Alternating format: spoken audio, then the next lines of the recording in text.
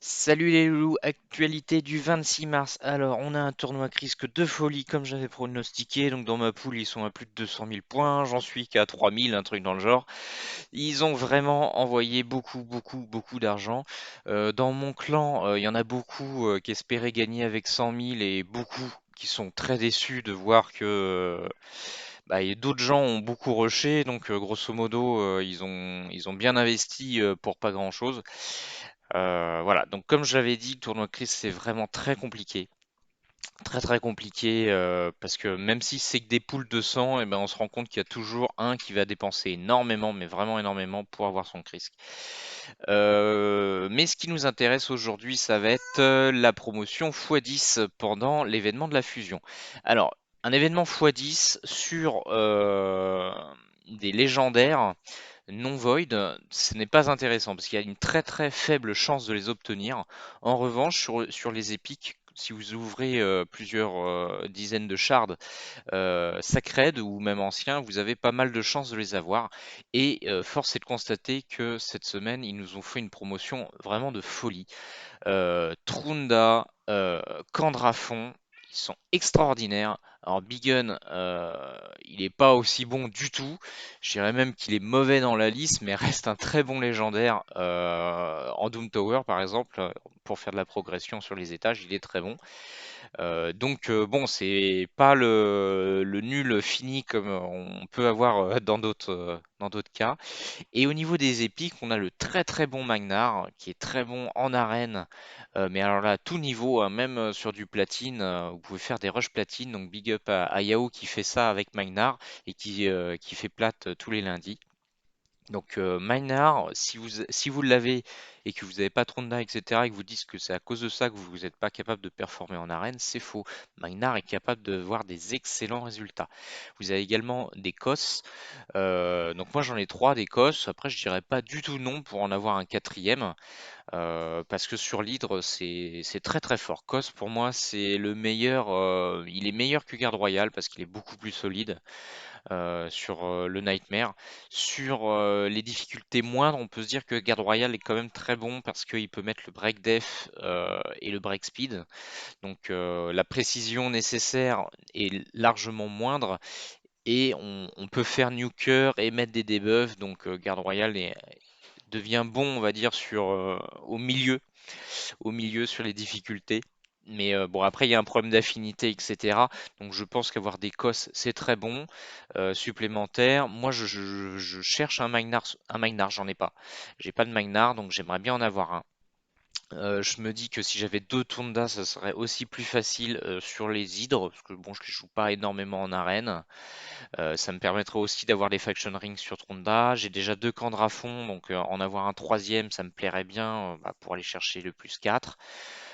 Au niveau des Void, on a Leorius. Leorius est le meilleur nuker du jeu. Voilà, les gens le savent pas trop, ils parlent tout le temps de Tronda. Alors effectivement, à 100% de PV, Leorius tape moins fort que Tronda, mais Leorius a des immunités, plus une Swift Parry intégrée, plus le fait qu'il tape beaucoup plus fort quand il perd des PV. Donc quand il est en défense d'arène notamment, c'est la meilleure défense d'arène possible, mieux que Candrafond, c'est de mettre Leorius puisque les gens ils n'arrivent pas à le contrôler et ils vont taper, il va être à 0 point de vie, à 1 point de vie pardon, donc il va survivre et quand il tape alors qu'il a très peu de points de vie, il fait monstrueusement mal, donc il est une menace plus grosse que Trunda ou Candrafond, il est void donc il n'a pas de wicked, donc vraiment Leorius, que ce soit en attaque ou en défense d'arène, il est monstrueux.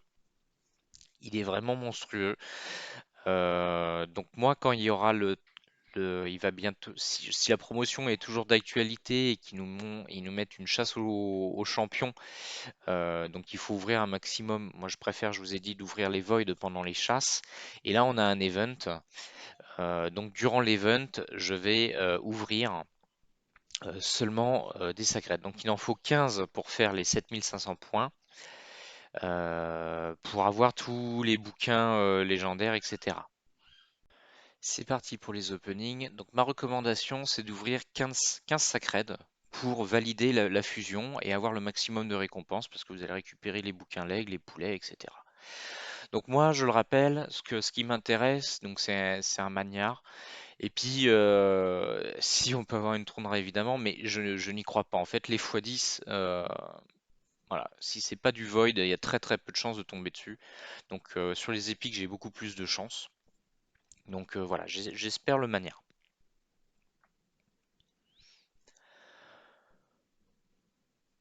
Donc pour le moment, on est juste en train d'enchaîner des épiques. Mais bon, c'est normal. Sur les 15, ah, j'ai une chance d'avoir un Sacred. Alors en vrai, je vais tous les ouvrir parce que en fait, moi je veux vraiment un Magnar. Donc je vais ouvrir jusqu'à ce que j'ai Magnar. C'est l'objectif. Voilà. Donc c'est 15 s'il y a Magnar et si j'ai pas Magnar, je vais continuer. Mais c'est, on va dire, c'est du rage pool parce que j'en ai beaucoup.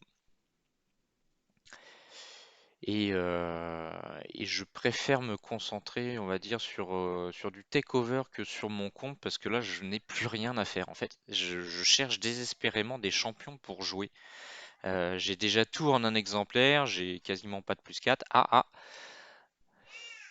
Gorgée de sang, bah, je l'avais pas. Ben, il me manquait pas. Il me manque pas. Bon, il a une faculté à faire des blocs revive, mais il est pas bon dans ce domaine-là. Il sert à rien. Alors, un cos. Donc ça c'est bien. Ça c'est bien un cos. C'est vraiment.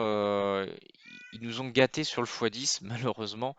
Il y a tellement peu de chances de proc que. En fait, la seule raison qui fait qu'on ouvre, c'est parce qu'il y a une fusion. Voilà. Donc moi mon problème voilà dans le jeu c'est j'ai tous mes champions à plus 0 donc je pourrais jamais compète avec les gens qui ont plus 4 parce que là c'est un budget complètement différent et je ne sais plus quoi monter vraiment même dans les rares j'ai plus rien à monter donc c'est pour ça que je suis désespérément intéressé par Magnard qui me permettrait de jouer un petit peu. Oh énorme un Kaimar donc le deuxième Kaimar, donc ça c'est génial hein, pour la Faction Ring. Deux Kaimar c'est vraiment très très très fort pour l'arène, pour la Doom Tower. Je vais pouvoir faire des speedruns très intéressants avec deux Kaimar. Donc ça c'est bien. C'est vraiment c'est énorme. C'est complètement énorme. On va dire s'il y a un champion que je voulais pull dans les non-legs, c'était bien Kaimar. Mais il fait pas partie du x10. Il fait pas partie du x10. Donc là vous voyez on a dépassé les 15 parce que je cherche le Magnard. Donc je suis content parce qu'il y a Kaimar. Mais honnêtement, je l'aurais fait hors promotion, ça aurait été exactement la même. Voilà.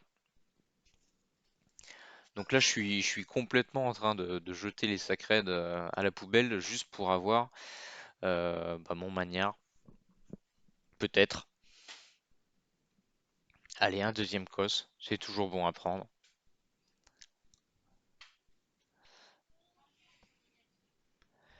Ça, je l'ai pas. Urticata. Je sais pas ce que ça vaut, mais si je connais pas, c'est que ça doit pas être bon. Tout simplement. Bon bah voilà, j'ai tout ouvert. J'ai eu deux cos dans la promotion, tout le reste n'appartenait pas à la promotion. Voilà, je reste donc sur ma conclusion. De toute façon, j'aurais pu ouvrir toutes les promos, ça n'aurait rien changé. N'ouvrez que 15 sacreds pour compléter l'event, voilà. Et puis c'est tout.